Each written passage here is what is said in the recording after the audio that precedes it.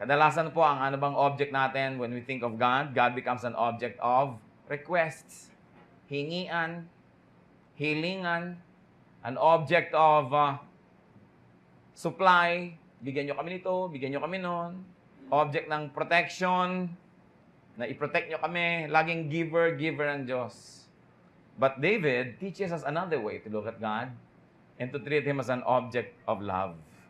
Napaka-romantic, kung tutuusin. So God as object of love was identified.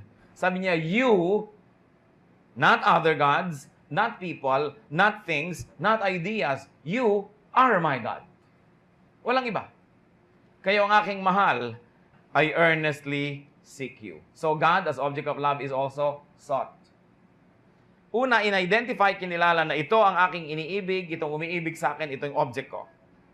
In-identify. Walang iba. Tapos, laging hinahanap. Sabi niya, I earnestly seek you. Pero tayo, kumakanta ng mga hinahanap, hanap kita. Di ba? Lalo kung Pasko, hindi naman Diyos yung hinahanap. Tao. Laging hinahanap kita. Nasaan ka ba? Nag-travel ako. I traveled the world. At naghahanap ng pag-ibig ng kapwa-tao lamang. Bagamat hindi naman masama, lalo't yung pag-ibig na hindi bawal. Pero kung tayo marunong ding lang maghanap ng iibigin at ng mag-iibig sa atin, ang Panginoon dapat ang number one. Si David meron nga yung very awkward record na napakaraming inibig at napakaraming umibig. Kay kaibigan, kay mga babae, kay kung sino-sino, naging object siya ng love. Pero hindi siya nabulag ni minsan nun. Hindi niya nalilimutan na ang Panginoon ang kanyang number one love. So God, as object of love, was identified and was also sought. How was the Lord sought? Paano siya hinanap? Una, emotionally. Sabi niya, my soul thirsts for you. If you want to think spiritually, because soul, pwede. Spiritually, emotionally, hinahanap niya ang Diyos. Gaano po sa atin karami ang emotionally involved with God? Yung namimiss mo ang Diyos. Pagka hindi ka nakakapagbasa ng Bible, hindi ka nakakapag-church, hindi ka nakakapag-meditate, namimiss mo ang Diyos na tila baga siya isang tao rin na object of love and source of love. But sabi niya, I seek you. My soul thirsts for you. And also, the Lord is sought physically. Sabi niya, my body longs for you. Lahat na ng angle ng pangangailangan, emotional, spiritual, physical, sabi ni David, my body longs for you. Napaka-personal ng relasyon nila. May mukha, may kulay, siguro may amoy yun, merong personalidad. Hindi lang parang Diyos, parang espiritu, parang usok, parang impersonal force, power like gravity. Kundi personal. God is a person and can be loved personally and can love us personally. Sa pagpapatuloy po ng pagbabasa natin ng Psalm 63 verses 2 to 3, I have seen you in the sanctuary and beheld your power and your glory, because your love is better than life. So God, as object of love, is experienced. Sabi niya, nakita na kita. I have seen you. I have beheld you. Naranasan kong mahalin ka at naranasan kong mahalin mo. It has been experienced. Hindi lamang hinahanap, kundi natagpuan na rin, kaya patuloy na hinahanap-hanap ang pag-ibig ng Diyos. Psalm 63 verses 3 to 5. My lips will glorify you. I will praise you as long as I live. And in your name I will lift up my hands. My soul will be satisfied as with the richest of foods. With singing lips, my mouth will praise you. So God, as object of love, is celebrated. Celebrated with praise and singing. Di ba pagkain labang tao, kinakanta-kantahan yung mahal niya, nahara-haranan nung araw.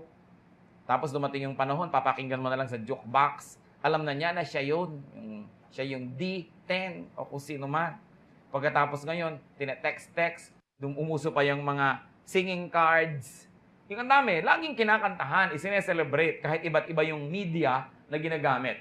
Kahit anong medium ang gamitin mo, you celebrate your love with praises and with singing. Kaya nga laging pinupuri ng isang tao ang kanyang nililigawan, ang kanyang mahal sa buhay. Sabi niya, I will praise you as long as I live. Napansin niyo ba? I will praise you as long as I live. Hindi as long as I am healthy, as long as I am wealthy, as long as I am happy, as long as I am successful. Hindi. As long as I live. No matter what the condition of my life is. Walang patakaran ang pagpuri ni David sa Diyos. So niya, habang ako'y may buhay, pupurihin kita. Ano pa? God as object of love is celebrated with lifting of hands. Meaning, prayer. Sa kanila kasi mga symbol yan, nagpe-pray, lifting of hands. And with satisfaction. Sabi niya, my soul will be satisfied as with the richest foods. Gaano karami sa atin na pag nananalangin, sinasabi natin yon that I am satisfied with you, I have been satisfied with you, O God, and I will be and continue to be satisfied with you. Na parang kung ano ang aking kasiyahan sa pinakamasasarap na pagkain, ganun ang kasiyahan ko sa iyo, O Diyos. O pag kikipag-fellowship tayo kay Lord, lalo nagpe-pray, imbes satisfaction ang ating i-communicate, lagi na lang kulang. Lord, kulang po ang ganito, kulang ang kanyan, kulang ang ganito, reklamo dito, daing doon. But David was celebrating the object of his love, God Himself, with satisfaction. Di ba nakakatuwa na yung tao satisfied? Meron kayong kakantahin, yung mga tao lalapitan ka, ang ganda naman ng kanta, na-bless ako. Yung na-satisfy kaysa, mag-practice ka pa. O kaya may hinanda ka, ang tao nasarapan. Kaysa sa, parang kulang yata sa ganito, kulang sa ganyan. Ang mga anak mo, binibigyan mo ng baon, sabi, sobra-sobra na po ito, danay. Bawasan nyo. Kasi satisfied ako. Hindi, lagi kulang, wala bang dagdag, wala bang dagdag. Ang mga tao, laging ganoon, puro kulang, kulang, kulang at kulang. Kung paano nagrereklamo yung mga anak sa magulang, yun namang asawa, nagrereklamo din doon sa asawa, kulang, kulang ang pag-ibig mo, kulang ang pagtingin mo, kulang ang budget, kulang ang sweldo, puro kulang. So pagharap natin sa Diyos, puro kulang, kulang, kulang. David teaches us how to love God and how to continue to love Him to celebrate satisfaction. Kasi alam niyo, pag lagi tayo nagrereklamo, totoo mat hindi yung nirereklamo natin, lumalayo na yung loob natin doon sa pinagrereklamuhan natin. Kasi ang na-emphasize, yung kulang. Ang na-emphasize, ang napapadiin masyado, yung kapos. Tayo kawawa naman. So tuloy yung pag-iibigan hindi nagiging sweet. Isipin nyo, kahit mag-asawa, pag nag-umpisa na magreklamuhan against each other, nababawasan na yung tamis ng kanilang samahan. Ang na-emphasize, yung negative. Mamaya yan, sobrang lumaki na, naghiwalay na. So God as object of love is celebrated. Ano ba yung mga satisfied tayo talaga? Satisfaction is also a matter of discipline. Satisfaction is not a matter of volume of how much we get, but how much we teach ourselves to learn, to enjoy, and to be happy with, and to be contented with what we get. Some people want to get what they want, and there are people who want what they get. Natututo silang maging satisfied. Sumasaya sila. So God also, as object of love, is remembered and thought of. Inaalala, naiisip.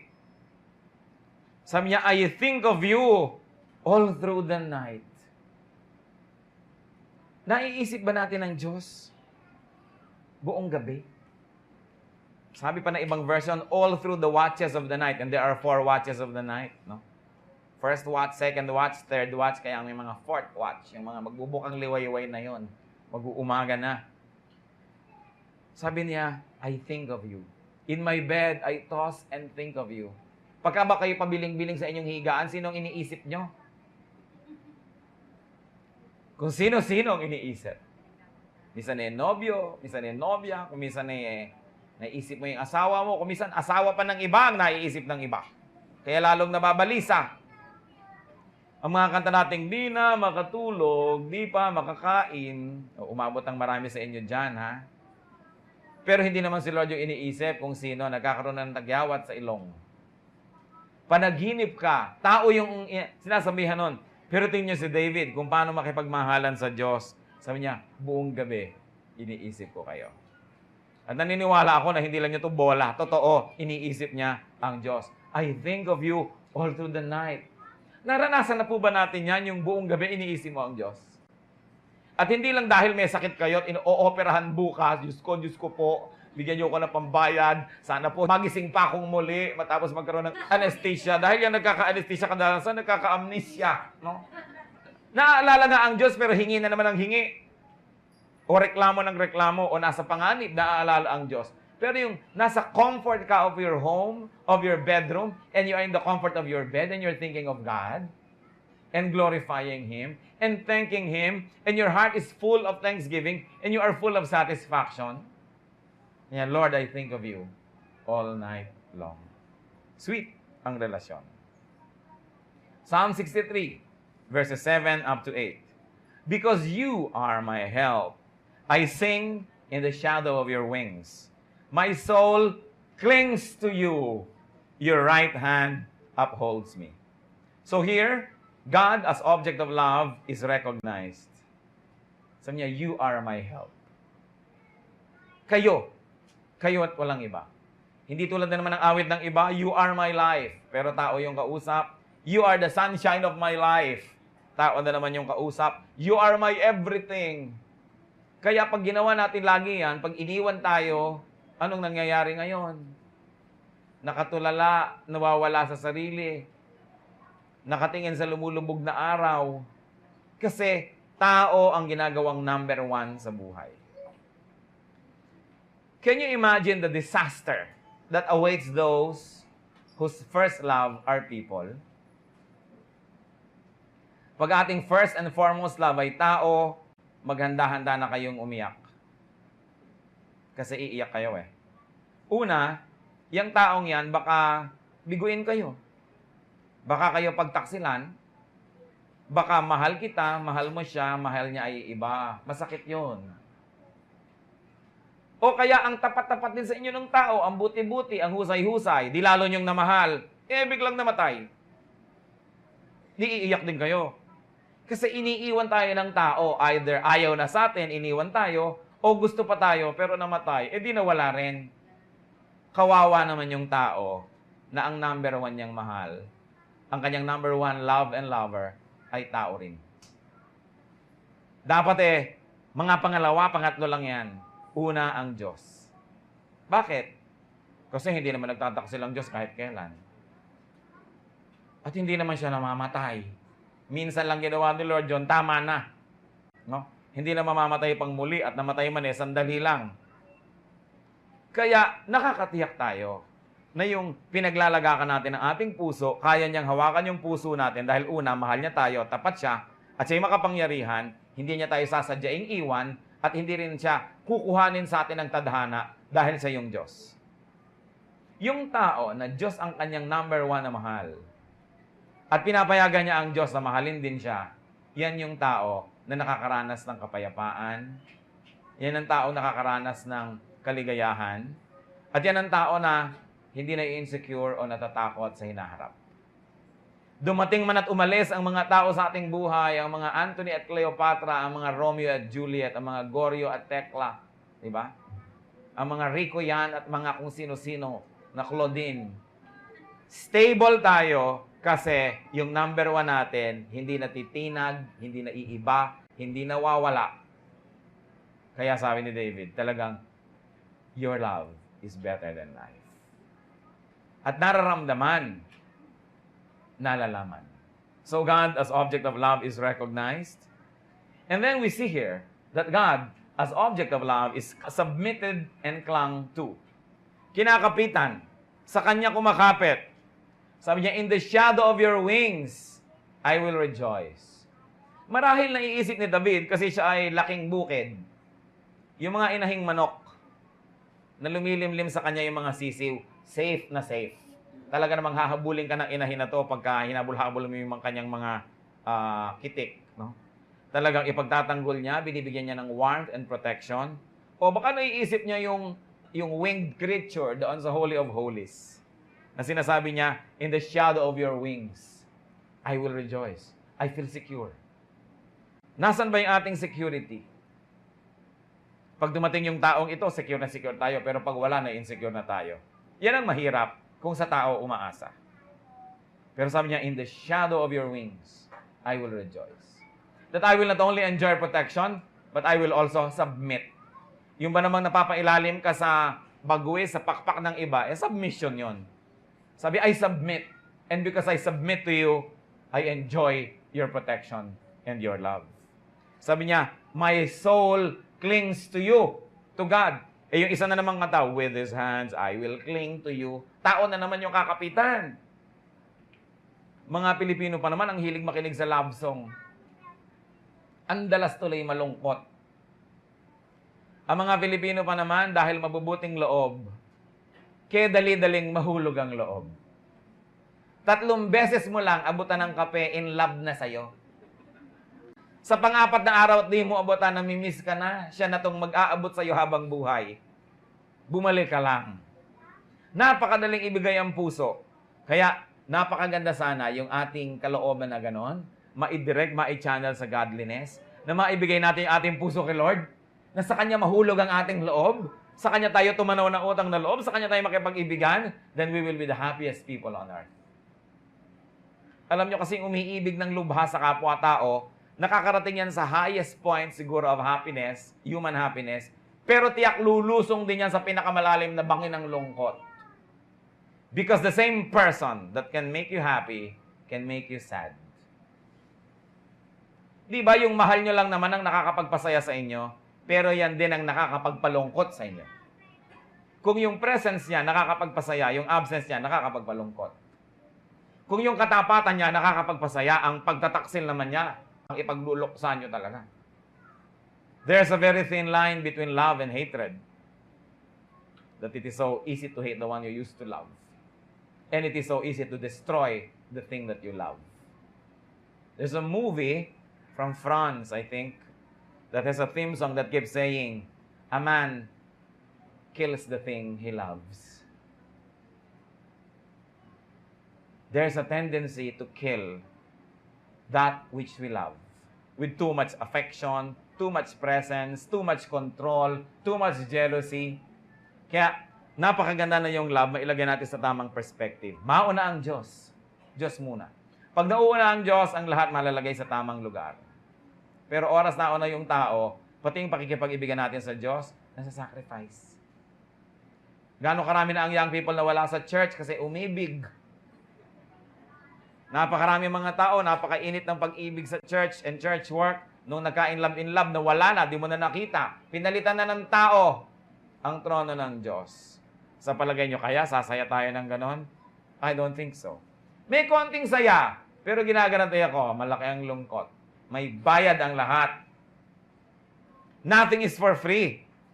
Kaya napakasarap si Lord na lover and friend eh. Kasi yung utang natin, siya nagbabayad. Kaya hindi tayo nagbabayad. Eh kung wala siya sa buhay natin, wala siya sa picture, lahat ng utang natin, tayo ang magbabayad. Kaya napakasarap na ang Panginoon number 1 sa ating buhay. My soul clings to you. Sabi. What are the fruits of having God as object of love or as a lover? Psalm 63, verses 9 up to 10. They who seek my life will be destroyed. They will go down to the depths of the earth. They will be given over to the sword and become food for jackals. So anong unang-unang nagiging bunga kung ang Panginoon ang number 1 nating love at mahal natin siya at nakikipag-ibigan tayo ng malapit? Protection from one's enemies. Destruction of one's enemies. Especially protection from other objects of love that can frustrate, damage, destroy, or kill. Ang mga young people naman, pag pinagsasabihan mo, akala mo ka kontrabida sa kanilang kaligayahan. Dapat isipin kasi wala namang pagsisising nasa una. Kailangan nakikinig talaga sa nagpapayo. Eh ano naman ang kinalaman nun? Kasi kadalasan, ang number 1 na kalaban ng ating kaligayahan, hindi ibang tao, sarili natin. Tayong humuhukay ng ating paglilibingan. Kaya ang sabi, those that seek my life will be destroyed. And siguro, parenthetically, even I am the one seeking my life, trying to destroy myself because of my foolishness. That will be destroyed too. Pagka inilalapit ko ang aking kalooban sa Panginoon, kasi naiko-correct ako eh. Alam niyo yung lumalapit sa Panginoon, hindi lang naman yung Panginoon as God yung nilalapitan natin. Nalalapit din tayo sa kanyang mga spokespersons. Nalalapit tayo sa mga tagapayo, sa mga umaawit, nananalangin, nagsisermon, nagtuturo, na-expose tayo sa maraming bagay that can equip us to make good judgment. Therefore, we get protection. At sabi dito, God destroys my enemies. Why?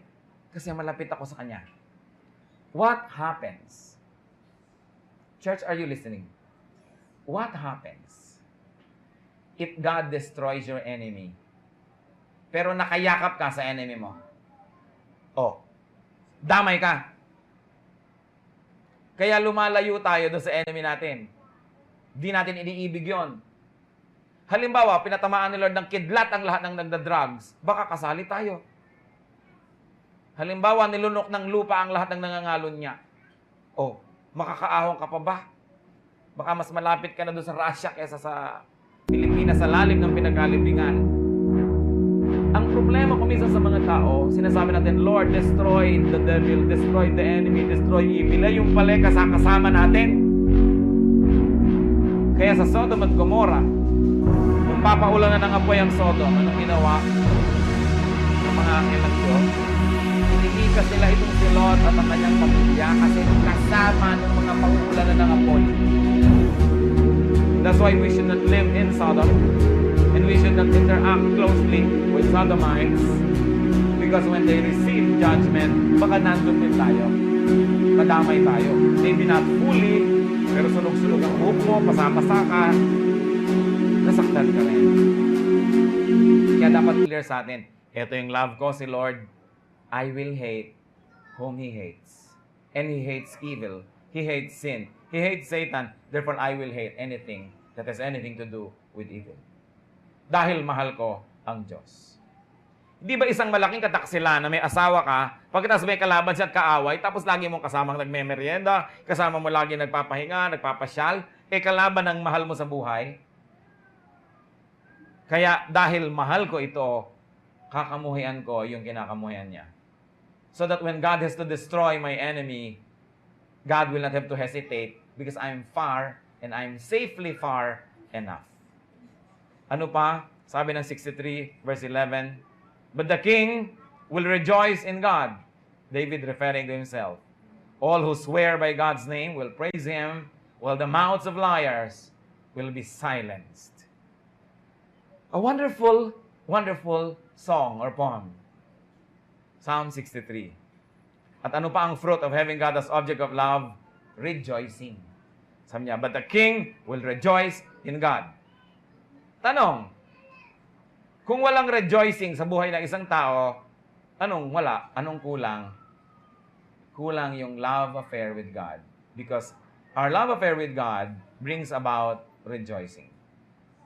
So, pwede nating i-assess ang sarili natin. Meron ba akong strong and beautiful love relationship with God? Tanong, may rejoicing ba ako? Kung wala, edi kulang siguro yung love life ko. Love life with the Lord. God's love is better than life. God as object of love, as giver of love, and as lover, must be identified, sought, experienced, celebrated, remembered, recognized, submitted, and clung to. Each of those which we have already discussed. Need I say, brothers and sisters, love God. Gawin yung personal, hindi lang para siyang hangin, para siyang ulap. Mahirap namang mahalin yun. Gawin natin yung personal. Sapagat ang Diyos may emosyon, nagmamahal, naninibugho, hinahanap-hanap din ang tao, mahal tayo, gusto makipag-fellowship with us. Kaya ang sinasabi, love the Lord your God with all your heart and with all your soul and with all your mind. Nung una, hindi ko yan masyadong naintindihan. Sabi ko, napaka-egotistical naman ng Diyos. Siya na lahat ng number one sa lahat ng tao. But then I realized that whoever is number one in your life can hurt you. But God, if He is number one, will not hurt us. Whoever is number one in your life can make your life meaningful or can destroy the meaning of your life. And God will never destroy the meaning of our lives. Gusto niya maging number one para i-protect tayo sa mga harm na pwedeng gawin ng number one kung yung number one na yon ay hindi Diyos. Kaya kung yung mga tao, number two, number three, dumating at umalis sila, magkamalit hindi, nalulungkot tayo, nasasaktan, pero manageable because our number one is still there. Meron pa rin tayong center. Meron pa rin tayong force that holds us. Kaya dapat mauna ang Diyos sa lahat. Romans 8:35. Who shall separate us from the love of Christ? Shall trouble or hardship, or persecution or famine, or nakedness, or danger, or sword? And then goes on to 38 to 39. For I am convinced that neither death nor life, neither angels nor demons, neither the present nor the future, nor any powers, neither height nor depth, nor anything else in all creation will be able to separate us from the love of God that is in Christ Jesus our Lord. Hindi mapapahiwalay ang sino man kay Jesus kahit kailan. Walang kapangyarihan na makapamamagitan sa pag-ibig ng Panginoon sa atin. At yan ay marapat suklian, marapat na i-develop ang pakikipag-ibigan natin sa Diyos. Alam nyo, yung theology, develop na yan sa marami eh. Yung memory verse, develop sa ilan sa atin. Yung pagiging parang pariseo sa righteousness, develop sa iba yan. Even the gift of giving, develop sa mangilang-ilang tao. Yung gift of charity, yan, highly developed even in some congregations. But there's one thing that really need to be focused on for development, and that is falling in love with God. So ang ating challenge, brothers and sisters, fall in love with Jesus. And keep falling in love with Him over and over and over again. Ang pag-ibig ay hindi automatic na nangyayari, na nauulit. Ang pag-ibig ay manual. Tinasadya, tinatrabaho. Kahit sa mag-asawa, hindi ko mo tumatagal ang pagsasama, lalong nagmamahalan, maraming naghihiwalay. Ibig sabihin, love is not on automatic. It must be renewed day by day, moment by moment, second by second. There must be a conscious effort to love. And there must be a conscious effort to allow others to love us. At dapat gawin natin yun sa Panginoon. Makipag-ibigan. God as person. God as person. That's important.